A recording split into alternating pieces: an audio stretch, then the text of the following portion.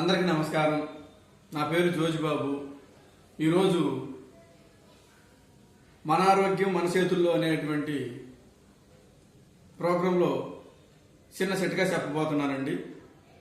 సాధారణంగా మనం తీసుకునేటువంటి ఆహారాన్ని బట్టో కొన్ని సందర్భాల్లో తీసుకున్న ఆహారం అరగనటువంటి సందర్భాల్లోనూ కడుపులో నొప్పి అనేది వస్తుంటుంది. అది ఇంగ్లీష్ వైద్యం, అల్లోపతి వైద్యం వద్దనుకునేటువంటి ప్రతి ఒక్కరికి ఒక చిన్న చిట్కా చెప్తానండి.